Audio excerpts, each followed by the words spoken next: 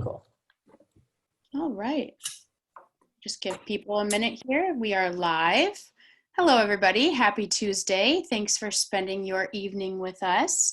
Today, we're going to be talking about the Lymphoma Coalition Global Patient Survey Update. So we're very excited. We have a wonderful panel for you tonight, so we're thrilled that you are joining us. Before we get started, I would just like to thank our corporate partners as well as our individual owners. Thank you so much for your dedication, and we couldn't do these programs without you, so we're very grateful. Tonight we have an all-star lineup for you. We have Natalie Dren. Natalie currently works as a research coordinator for Lymphoma Coalition. She manages the development and launch of educational and investigative products, including the biennial Global Patient Survey on Lymphomas and CLL. Natalie earned a Master of Public Health degree specializing in epidemiology and has worked in various health-related research settings. Welcome, Natalie. Thanks for joining us. Hello. We also have Lorna Warwick. Lorna is the CEO of the Lymphoma Coalition. She has successfully held senior leadership roles in health charities for more than 20 years and also has a diverse background in patient advocacy, mission development, communications, and strategic planning. Her efforts have been focused on hematological cancers since 2003 at a national and global level. Lorna was appointed the CEO of the Lymphoma Coalition in December of 2018 to provide vision and leadership for the 83-member strong organization. Welcome, Lorna. Thanks so much for being here with us. Hello, and I'm happy to be here. Thanks for asking. We are very grateful for your time. And we also have the Cutaneous Lymphoma Foundation's very own CEO, Susan Thornton. So I'm sure all of you recognize Susan. Hi, Susan. Thanks for being here tonight. Thanks, Hillary. Really appreciate it. And thanks to Natalie and Lorna for joining us tonight. And I'm really excited to be here. It's been a while since I've probably seen some of you back at our 2-day in September. So it's nice to be back in touch. And one of the exciting things about the program tonight we're going to share with you are the highlights from the Lymphoma Coalition Global Patient Survey. And some of you may have participated, and I want to say thank you. We do the surveys conducted every 2 years, and 2 years ago in 2018, we had enough patients respond globally that are affected by cutaneous lymphoma to produce an additional subtype report. This year in 2020, we almost doubled. I think we actually did double that number. So we were able to produce a subtype report again, and that's what Natalie's going to share with us. Some of that data, we don't have enough time in the hour to go through everything, but you'll get a sense for that. And the other thing that I wanted to bring to focus for everybody is one of our premier alliances and partnerships with the Lymphoma Coalition. We don't often get the opportunity to share with all of you the other collaborations and partnerships that we are engaged in on your behalf. And one of our premier relationships is with the Lymphoma Coalition. And I'm going to let Lorna share a little bit about the coalition, but these partnerships and umbrella organizations that we are a part of, that we are active with, really provide us with an opportunity to raise the visibility of cutaneous lymphomas globally, and also to share how the impact of living with cutaneous lymphoma sometimes is a little different than other lymphomas or other skin diseases.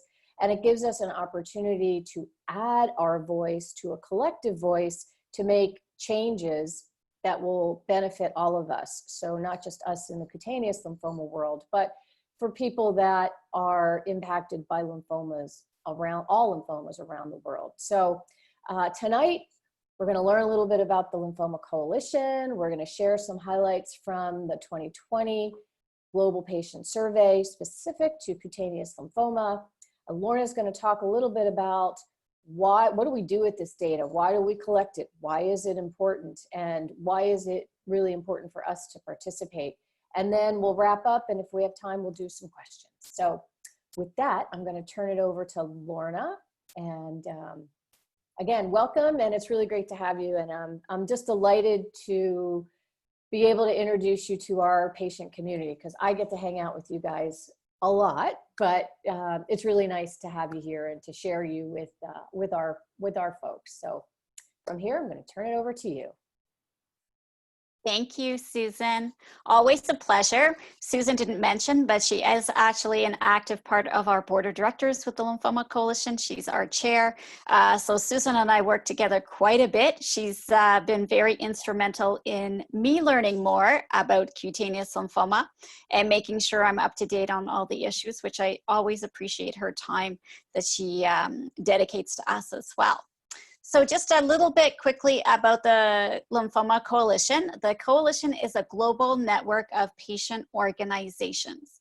So right now we have 82 member organizations in 52 countries.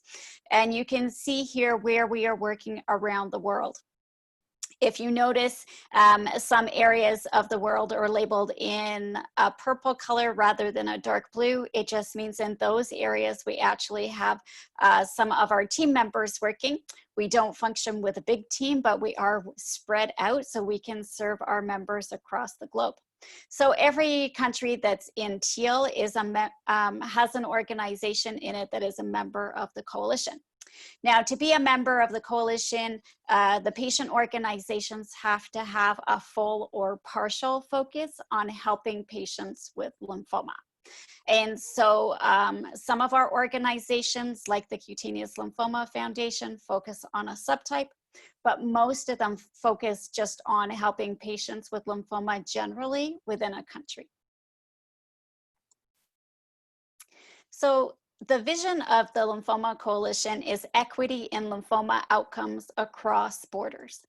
And equity is an important word for us here. We're not looking for equality. We don't anticipate that treatment and care will be exactly the same no matter where you are in the world. What we really are interested in is bringing up everybody to the same level. So equity means that some areas of the world or certain subtypes need more of our help than others because they don't get enough focus or attention. So we very much work in specific areas to make sure that we can bring, it's not necessarily a fairness, but again, so that we can raise people up so they have at least a minimum standard of care. And our mission is enabling global impact by fostering a lymphoma ecosystem that ensures local change and evidence-based action. I know that's a mouthful, but if we break this down a little bit, the global local piece is very important to us as a coalition. Since we work with patient organizations from around the world, really we're intrigued by how do we make sure that what we're doing at our level, so from the Lymphoma Coalition perspective, is actually something that can be broken down and used locally by an organization? What are we doing that is actually going to help them make change and improve care for patients where they live? So that's an important piece for us. And the second piece is this evidence-based action. A lot of what we do is around creating information and doing advocacy work to help meet our mission and vision. And we'll talk about that on the next slide briefly. But it's really a big deal for us that when we are providing education that is credible, that it's medically based, that it's medically validated, and that any evidence we're producing, it again comes from credible sources, or if we're generating evidence, that it's done in a scientifically sound way. So we'll talk a little bit more about that when we get into the survey itself. But why this is so important is really based on the fact that if we want to have credibility and be seen as equals with other members of the healthcare system, including the doctors that we work with, or the nurses, or bureaucrats and regulators, then we have to come with the same level of evidence that they bring to the table. And so we're very, very focused on making sure that what we do is evidence-based.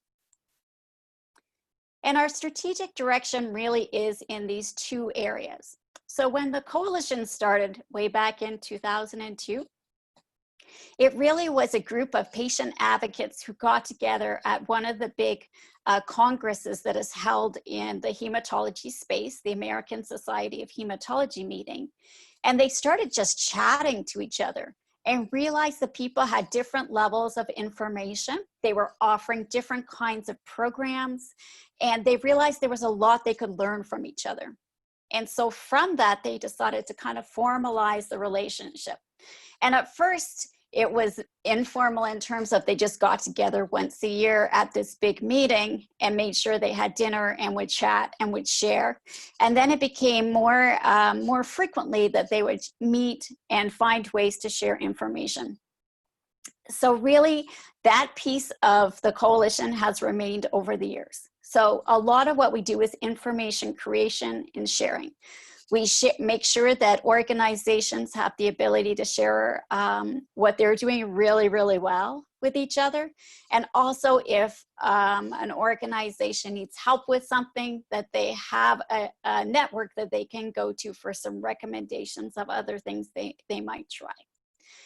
In the advocacy realm, for those that aren't used to that kind of term, that piece is like, how do we actually instigate change? How do we make the situation better so that patients with lymphoma get better care and support?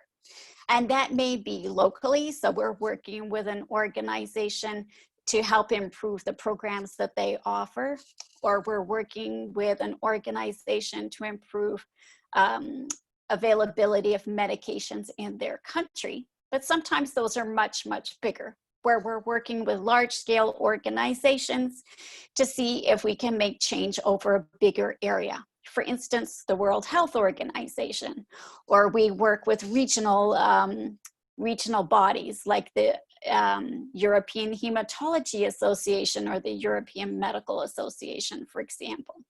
So we work in lots of different ways to see where we can actually make some change that will hopefully improve care overall for anyone diagnosed with any type of lymphoma. And just to clarify, the way we define lymphoma does include chronic lymphocytic leukemia. So you might hear us refer to CLL in our presentation. I know that's sometimes confusing if you hear that term because it has leukemia in the name, but it has actually been reclassified as a lymphoma. So at this point, though, to give you a little bit more information about the global patient survey that we do and the results that we have seen specifically in cutaneous lymphoma in the 2020 survey, I am going to pass the baton here to Natalie so she can talk about the results that we have seen. Natalie. I'm muted. Okay, let me just pull up my slides.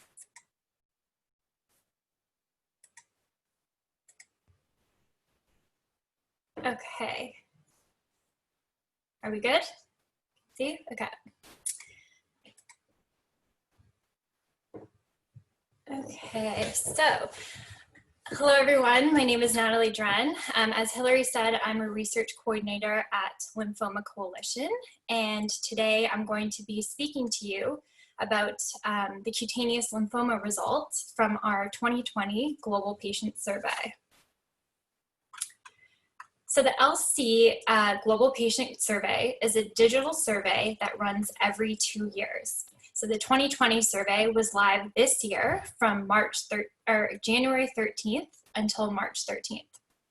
And we redesigned the survey a little this year in terms of the questions and the structure based on some feedback that we got from patients, LC members, and other partners. Something new we did this year was include country-specific questions for countries that, oh, sorry.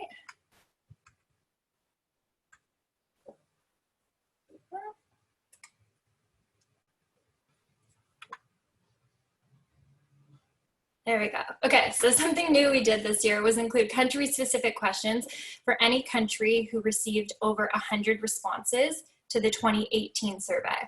So our LC members who were based in those countries would have designed these questions, and then those questions would have only been asked to patients in that country.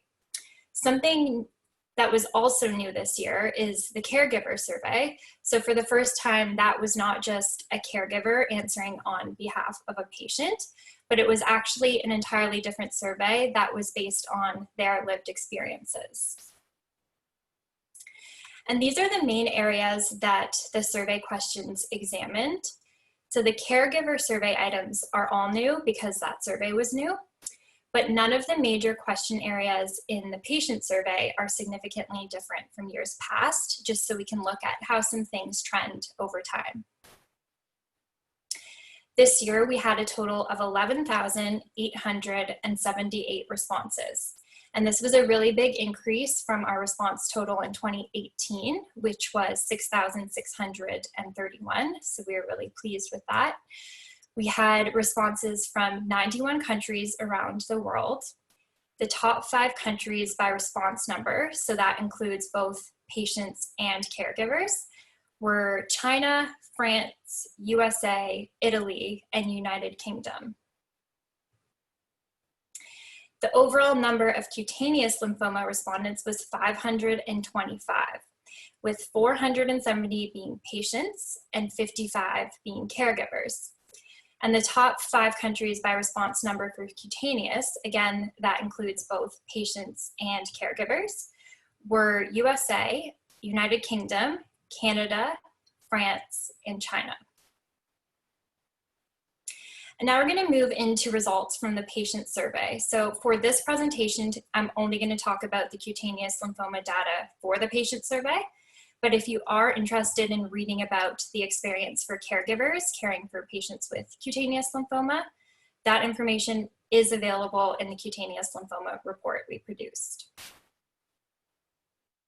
Okay, so the majority of patients with cutaneous lymphoma were female, retired, and 67% were between the ages of 40 to 69 years old. Most patients with cutaneous reported living in urban or suburban settings. Many were married or living in a partnership, and most had a post-secondary education. For our analysis of cutaneous as a subtype, we typically group together cutaneous lymphoma, mycosis fungoides, and Sézary syndrome. And the table at the top left here shows the breakdown of what patients in the cutaneous subgrouping identified their subtype as. So you can see that the majority identified mycosis fungoides. Most patients in the cutaneous group were in treatment at the time of the survey. And we also asked how long it took from your initial appointment with your GP about the symptoms until getting a diagnosis. So you can see here that compared to the global patient population, so that would be total patient population minus cutaneous patients, there were far fewer cutaneous lymphoma patients that were diagnosed in less than 3 months compared to globally. And there were far more cutaneous patients than globally that it took more than 12 months to get a diagnosis.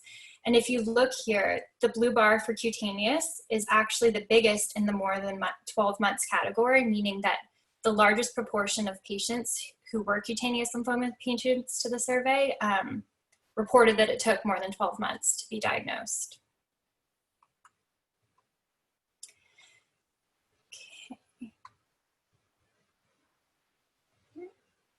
Treatment demographics. So this slide just shows that the most common treatments patients received for their cutaneous lymphoma were skin creams and ointments and phototherapy, which is a type of UV light therapy. And we asked some detailed questions about initial diagnosis information. And these questions were only asked to patients that were diagnosed in the last 2 years, just to help with memory and recall so we could have really accurate data. Only half of patients with cutaneous lymphoma reported that they felt like they received the right amount of information at diagnosis, and 44% reported that they did not receive enough. So patients wanted more information about treatment options, about their diagnosis, and about treatment side effects. and they reported that they needed and wanted that information in the first month following their diagnosis. And this isn't surprising because less than half of patients with cutaneous reported that at diagnosis, they were given information on and completely understood their treatment options, the process and stages of care, and how to manage side effects from treatment. Patients were also asked to rank their top 3 information sources from 1 to 3. So the numbers on this slide represent only the number 1 ranking. And you'll see that the top information sources for cutaneous patients were doctors, websites, and patient organizations. I noticed that compared to the global patient population, patients with cutaneous relied less on doctors and a little more on websites. And despite the fact that doctors were the top reported information source for patients with cutaneous, only 32% of patients reported that they actually have good conversations with their doctor about their care, and only 36% of patients reported that they always fully understand their doctor's advice and treatment plans. So this remains an area where some further work is needed to make sure that patients get the information they need in a really understandable way. We asked patients how supported they felt throughout their patient experience, and the majority of patients with cutaneous felt they had enough support from their doctors and from their family and friends, but less than a third felt that they had enough practical or financial support. And when you look at how the figures compare globally, so the bars in purple, patients with cutaneous felt less supported in each of the areas examined. The majority of patients with cutaneous are fairly confident in managing their health problems day to day, while only 10% are not at all or not very confident. Patients were asked a series of questions about the role they play in making decisions about their healthcare. So 89% of patients with cutaneous agree that they seek clarification when they don't understand something. But a third, so 33%, agree to feeling overwhelmed by managing their health and condition. So this year, questions about side effects were listed as effects of the lymphoma or symptoms of the lymphoma, or as effects of the treatment.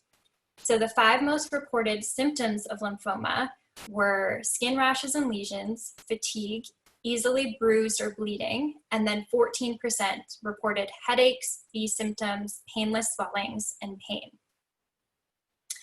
You can see in purple on these figures how the global numbers, so the global patients, compare to cutaneous patients. And the 5 most reported side effects or treatment side effects for patients with cutaneous were fatigue, skin, hair, and nail problems, hair loss, changes in sleep, and joint and muscle pain. Patients were also asked to think about all of the treatment side effects that affected them and then to rank them from 1 to 3. So 1 is most affected by to 3 least affected by. The side effects that affected people the most, or ranked a number 1, were fatigue, skin, hair, and nail problems, and hair loss.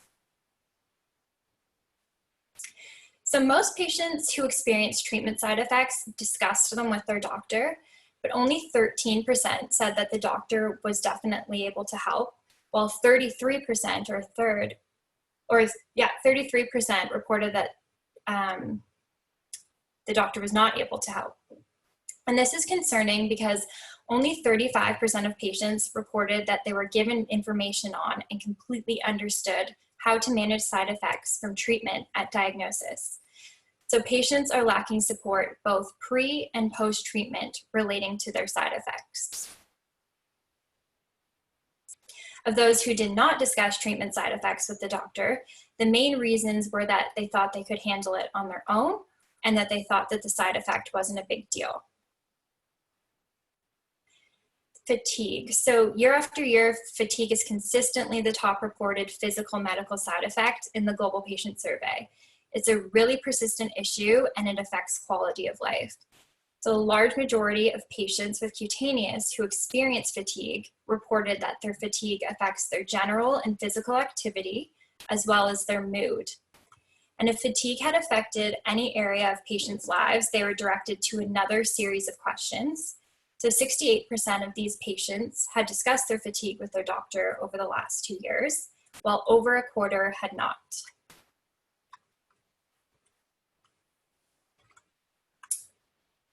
Patients who discussed their fatigue with their doctor were asked what the doctor did to address their fatigue after their discussion.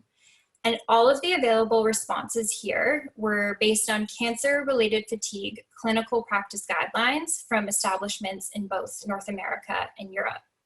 And these clinical practice guidelines detail what a doctor is supposed to do when a patient presents with fatigue. These guidelines state that if fatigue is detected in any patient with cancer, the severity of the fatigue must be assessed using a measurement tool as a very first step. But as you can see here, only 19% of patients with fatigue report that the doctor assessed the level of their fatigue, and 36% reported that they did not take any action. This remains a really big gap for patients and something LC will continue to focus on, as there are existing tools to address this. So if you're interested in finding out more about cancer-related fatigue, LC did create a fatigue report and toolkit, which are available on our website. The most reported psychosocial effects that patients had experienced in the last 12 months were fear of lymphoma progression, concerns about body image, anxiety, depression, and loss of self-esteem. And the global figures are again shown here in purple to show how they compare. Patients with cutaneous report a much higher prevalence of fear of progression and concerns about body image compared to patients globally. And unlike patients globally, fear of cancer relapse is not the top reported issue, and it's not even in their top 5 reported issues. And this makes sense because cutaneous lymphomas are more indolent and chronic, and they're often more treatable but not curable and usually not life-threatening. So fear of progression seems a little bit more fitting than fear of relapse. We also see here that the physical changes that cutaneous lymphoma can make to someone's appearance, so whether that be hair loss or skin or nail issues, can and do cause psychosocial issues relating to self-image and self-esteem. And when patients were specifically asked how their lymphoma symptoms have affected their well-being, 42% of patients with cutaneous agreed that their symptoms have negatively impacted their social life. And from this point on, the 2020 questions in this section focused on 3 issues that were determined to be important in the 2018 survey. So those were changes in relationships, anxiety, and depression. It was found that less than half of patients discussed their depression or anxiety with their doctor, and only 20% discussed their changes in relationships. Of those who discussed these issues with the doctor, less than 30% reported that the doctor was definitely able to help with any of these issues, and more than 20% reported that the doctor did not follow up about any of these issues. And this represents an area of unmet need for patients. So there continues to be this two-way communication gap where patients aren't, or many patients aren't discussing their emotional issues with their doctor, and then they're not being met with adequate communication and support back from their doctor when they actually do discuss these issues. And just to mention fear of relapse here, though only 19% of cutaneous patients reported experiencing it in the last 12 months, as we stated earlier, given that cutaneous is an indolent or slow-growing subtype, it's important to again note that 58% reported experiencing a fear of lymphoma progression. So that's an overall impact of 77% being fearful of patients being fearful of their disease recurring or getting worse. Only about half of patients discussed their fear of relapse with their doctor, and only a third said that the doctor was definitely able to help. LC did produce a fear of relapse toolkit with resources for both patients and healthcare professionals. If you would like to review it or learn more, it can be found on the LC website. And just some conclusions. So credible information is really important to patients early in their lymphoma experience. Patients are going to doctors as their top source of information, but their time is limited and they can't be expected to provide all of the information and support that patients require. Patients with cutaneous lymphomas experience some visible symptoms and side effects, which we saw translate negatively across their well-being in terms of self-esteem and body image. And there are communication gaps surrounding these well-being issues. Lastly, patient organizations are a unique source of information and support that can help fill a lot of the gaps that were identified. And with that, I'm going to pass it back to Lorna to discuss more about data and how it can be used. Thanks, Natalie. So in 1 second, and I will share my presentation. So Natalie went through some of the highlights of what we saw in the cutaneous lymphoma population that responded to the survey. So we thought it might be helpful if I provide a little bit of context of what we do with data and why we collect it.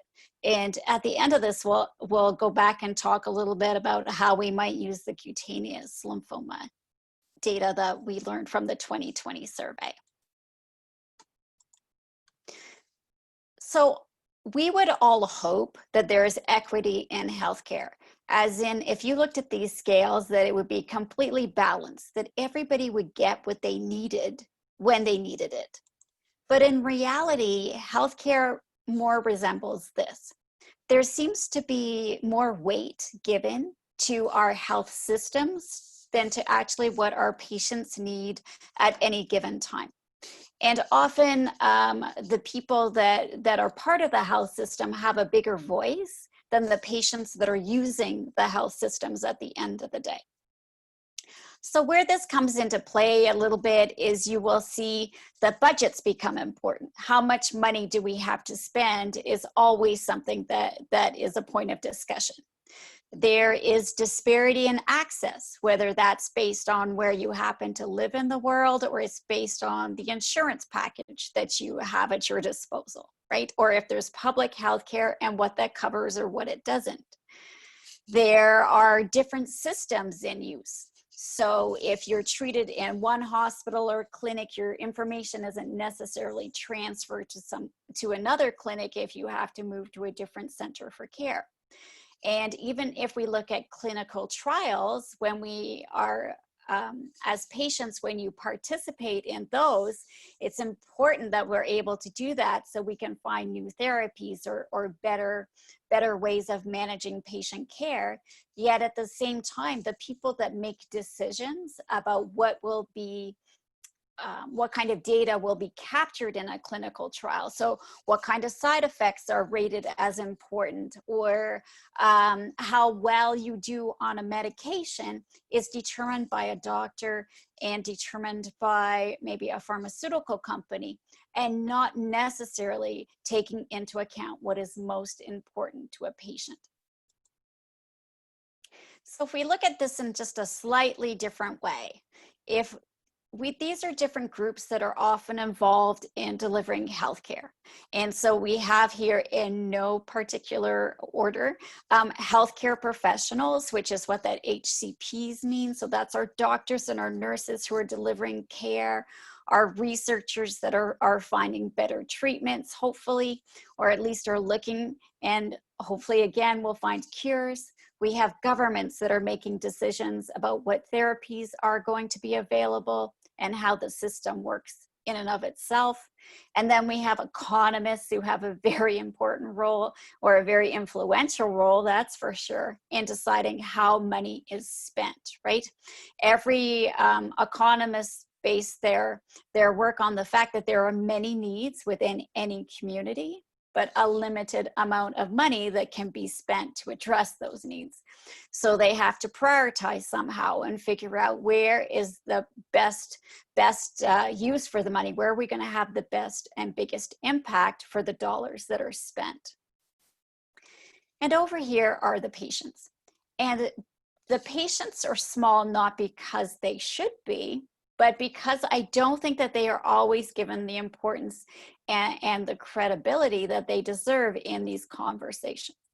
So when we talk about access in general, what's really access to a patient is that they get the best therapy that's available for them, that addresses their particular disease, that therapy has as few toxicities and is as successful as possible, so it actually impacts their disease and hopefully brings their cancer into a remission, and that they're able to get that medication or treatment no matter where they happen to live.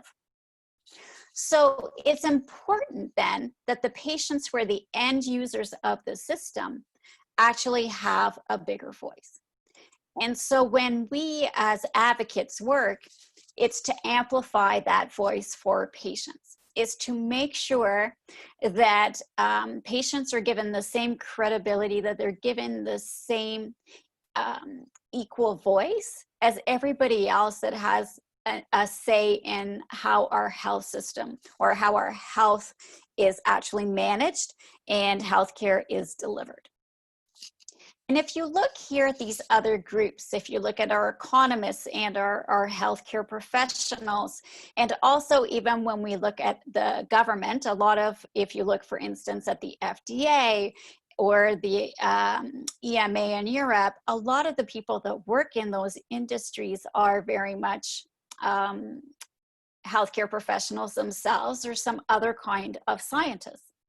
So all of these groups are very much used to dealing in some kind of evidence-based information in order to make decisions about how they would treat you. For instance, medicine is very much, you know, when you look at science, they're looking at how many patients have done well on a treatment before they decide that they would use it on a bigger population.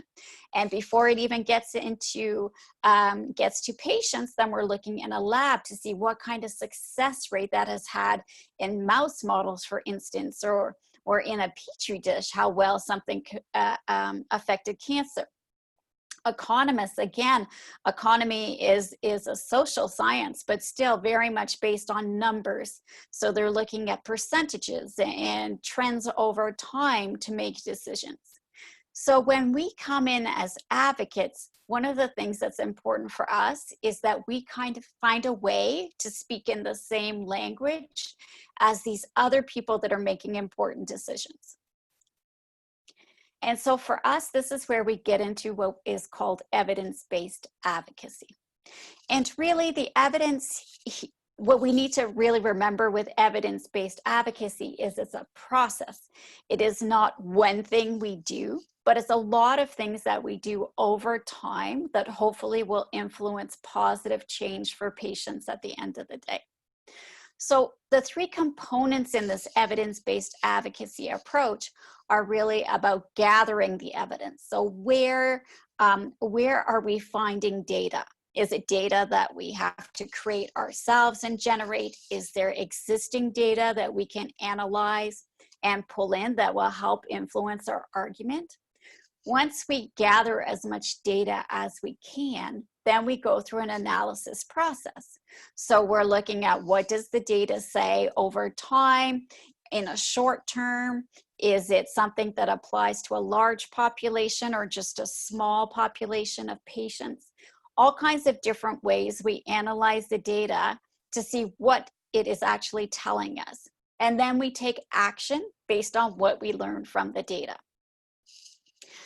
So when we do the global patient survey, for instance, at Lymphoma Coalition, it's a way that we can gather data on what the patient experience is. So we are actually asking you as patients who fill out the survey to tell us what your experience has been like. What can we learn from that?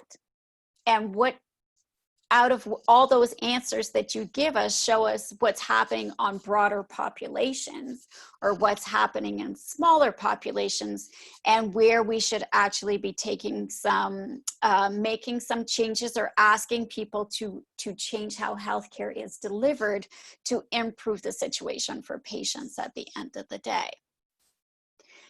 What's really important with all of this work that we do is that it's clear, it's concise, it's accurate, and it's balanced.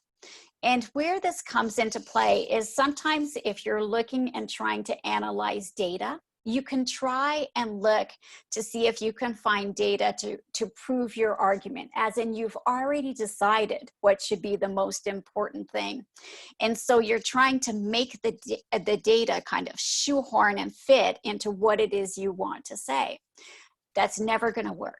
So it really is around looking at the data itself and doing a full analysis. We often look at the data that comes from our global patient survey and compare it to data that we see coming from other organizations or from other cancers, for instance, or if it's information that has come out of clinical trials, and saying, where is it the same and where is it different? What are we hearing that might support what other groups have found, and what are we hearing that might be different? So then how do we raise those key issues that our patients are telling us are important to them, or issues that they're dealing with that are not being handled well by their healthcare team? How can we make that situation better? And sometimes for us, then when we act, it's to act with doctors. So we're having conversations with doctors about the fact that patient-doctor communication is not working well. Or we're having conversations with other regulators to say, you know what, we know that there are therapies available, but a lot of patients are still getting more old-fashioned or more traditional treatments. So why is that when there are better therapies available for patients? So how do we get you to approve these new therapies and make sure that patients have them when they need them? Really, when you look at data, there are two different types of data that most people are looking at collecting. And there's quantitative data, and then there's qualitative data. And when we look at the two, the difference comes down to the fact that quantitative, it says it in the name, when it's quantities, is really about numbers. It's about things you can count. So when we do a survey, for instance, that's very much quantitative data, in that we can tell you the number of people that participated. We can tell you how many people said yes to a certain question. So there are lots of things we can count when we're looking at quantitative data.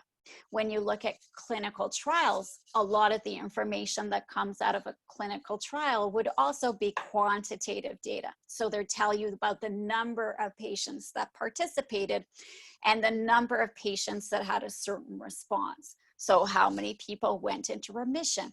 How many people had a relapse, for instance? How many people had a certain side effect? Those things would all be things you can count or are quantitative. Qualitative data, on the other hand, is more about how people feel. And so you ask somebody usually an open-ended question, like, tell me about your last visit to your doctor. And then as the patient or the person who's responding to you answers, you can start asking more questions to get into more detail about their experience. But it's more of a personal one-on-one reflection of how one patient felt. Now, even though we look at qualitative data and we talk about a patient responding, we then, through interviewing a lot of different patients, can still pull together some trends about how patients may be having similar experiences or similar issues that they're dealing with. There's pros and cons to both. So no type of data gathering is perfect. And people often have preferences into what type of data they like to collect and how they like to work. So we'll just really quickly talk about what these two different types a little bit more to give you just some reference points. So again, when we're talking about qualitative data, when we are having one-on-one conversations, for instance, with patients, or we're having small focus groups of maybe 10 patients maximum together, that allows for some really rich dialogue, because you can explore questions more than we could by just clicking a button on an online survey, for instance. And it, like I said before, it's very, very personal. So we can dig deep into what actually happened, and you can explain to us why something was an issue for you, or explain to us why something was really fabulous for you, like what you really liked about the care you received. And it's easy to adapt as you go. So you can look at the group that you have sitting in a room, and you can make some adaptations to account for the fact that this person over here doesn't speak as much. So how do we pull them out into the conversation? So you can make all kinds of different adaptations or changes as you go to engage the group that you're working with. And you get some really great information. So it all sounds good, but what are the cons with qualitative? One, holding focus groups is really, or doing one-on-one interviews is expensive when you have to do it over so many different people, right? Because if you have the opinion of one person, you don't really know anything about what everybody feels like who has that disease, right? It's one person's opinion. It's only when you start asking a bunch of different people that you can see if it is a trend that is happening on a larger scale of a group. So doing all those individual interviews or doing those focus groups can be costly. Things have changed with COVID, where people can't meet face-to-face, but still, even doing them over Zoom, et cetera, can take a lot of time, definitely, and can be pricey. Taking all of that data that you hear from your different participants and then trying to analyze it and figure out what are the trends can be difficult, because people use different language, right? So I may say about something that I like, well, that was really fabulous. But somebody else who had exactly the same experience can, they're not as effusive in their words. And so they must just say, that was good. So how do you then judge what you've heard from your different participants and to make sure that you have good, consistent data? So those are some of the things that can be a challenge with qualitative data. Quantitative is, when we're doing surveys and things, definitely is less time intensive. So we can create one big survey and we send it out, and from our end, then we're just waiting for the results to come back. So it can be quicker to do that way. And it's easy to make sure that our numbers are valid.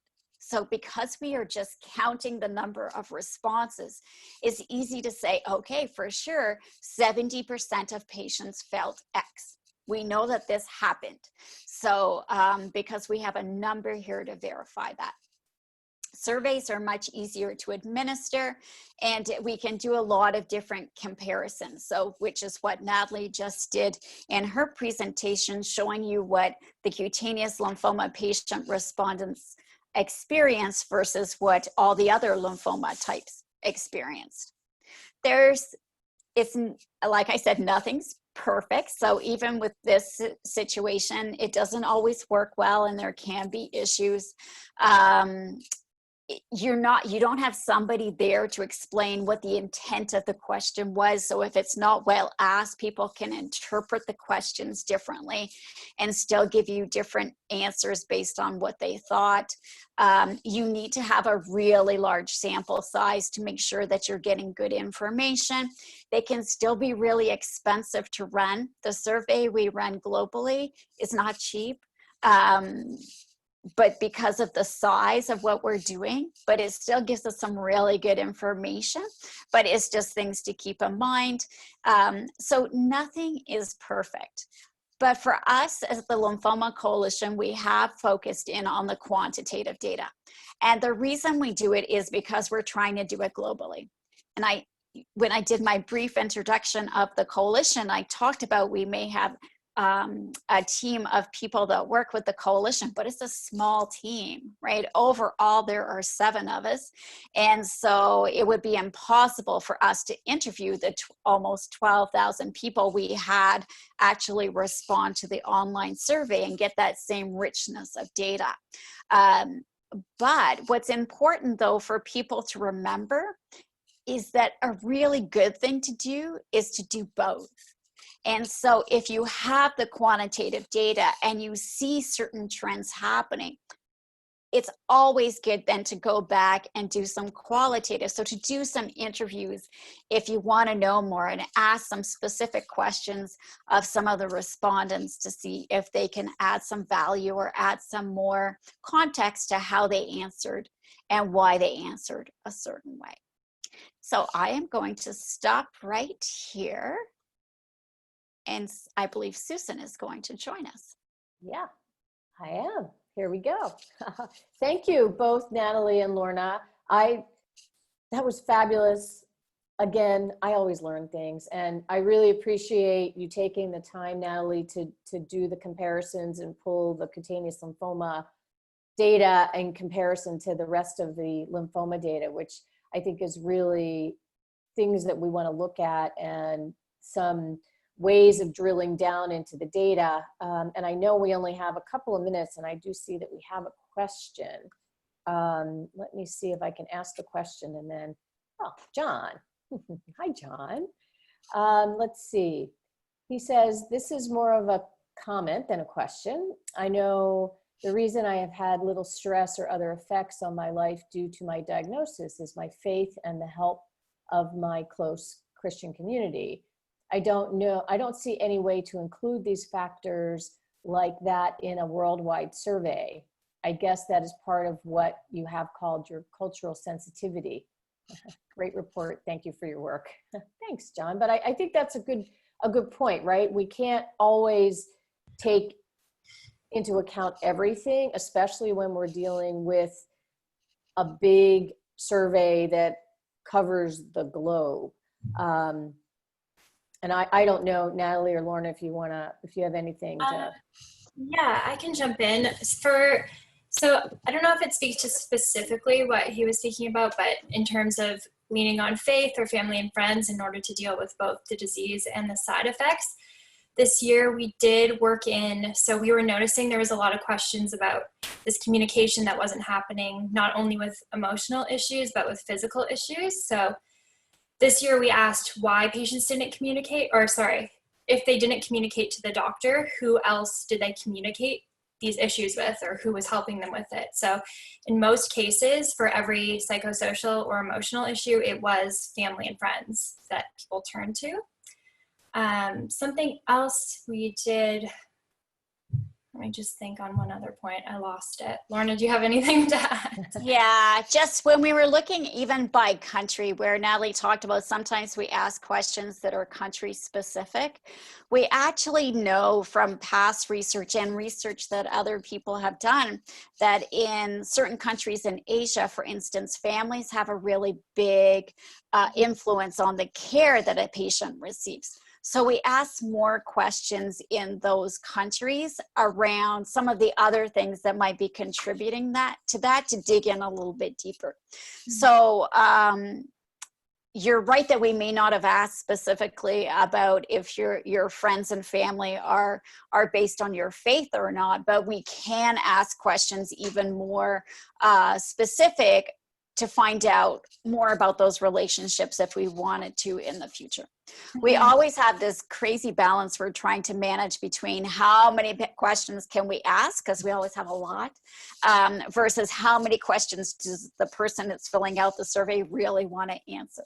And so it's always a struggle for us, but we do our best. And every time we run the survey, we learn new questions that we should ask. Yes. Yeah. And I just also wanted to add, in terms of the major issues that we focus on, so fatigue, fear of cancer relapse, things like that, we did also ask this year what coping mechanisms patients use to deal with these issues, and some of that was highlighted there. So in the future, even with the data we have now, it would be interesting to see how that trends out by country and by region and by other demographics, like Lorna mentioned. Yeah, awesome, awesome. And I know we're coming up to the top of the hour here. I just wanted to add a few things to the conversation about what do we do with this now? Where do we go now? And just to let everybody know that there's a couple of interesting projects underway in looking at the global landscape of cutaneous lymphomas. As many of you know, we, as the Cutaneous Lymphoma Foundation, are the only patient organization specifically dedicated to supporting folks with cutaneous lymphoma globally. And again, trying to understand, to what Lorna was saying, using the data and figuring out what treatments are available in what countries, what clinical trials are available in what countries, what geographies, what do we know about the whole landscape of cutaneous lymphomas, and then starting to look at the gaps and where, as the patient organization, can we play the largest role in supporting individuals, which then plays into why it's so important to be part of these larger umbrella organizations like the Lymphoma Coalition, because now we can collaborate and build partnerships with other patient organizations that are in the country that may serve all lymphomas, but they don't necessarily know a lot about cutaneous lymphoma. But we can work together to do a better job of supporting patients in that specific country within their health system, with the organizations that are on the ground that know the culture, know the health system, speak the language. You know, we'll never be able to do all of that around the globe, but we can collaborate. And those organizations don't have to spend 20 years like we have of learning cutaneous lymphoma and building a library. And one of the projects we did with the coalition was to take our patient's guide and kind of rewrite it for a European audience, take all the North American stuff out of it, and then translate it into multiple languages. And we have a little more work to do on that to really make it readily available. But then we can do these kinds of things, bring it to the clinical community that we're very connected with, and share that with them, so that again, we can do a better job of supporting people within their countries. And then, you know, there's a lot of other projects that we're just beginning. One of the outcomes that we're working on, the Cutaneous Lymphoma International Consortium has a big project where they're collecting data from clinical centers around the world so that they can begin to see trends in perhaps prognostic indicators and things of that nature. And they also collect some quality of life data, not quite as extensive as the lived patient experience that the coalition survey was capturing. So we're looking at doing a comparison and an analysis of what does the Proclippy data say on quality of life, and what have we learned from the Lymphoma Coalition survey this year? Are there similarities? Are there gaps? Are there things that then we can work together with the clinical community on to do a better job? So there's all of these different things. And then within countries, I saw some of my friends from Canada on the call tonight, and you know, not every country has availability of every treatment. And the process for allowing for reimbursement or access or being put on an insurance plan is different in every country. So for example, some of the new systemic agents that were recently approved, mogamulizumab, brentuximab vedotin, Valcor even, are not available in many other countries. And it requires going through a process, basically, as Lorna said, to justify to the governmental bodies that say, we only have so much money and we don't know if we want to include this as reimbursement.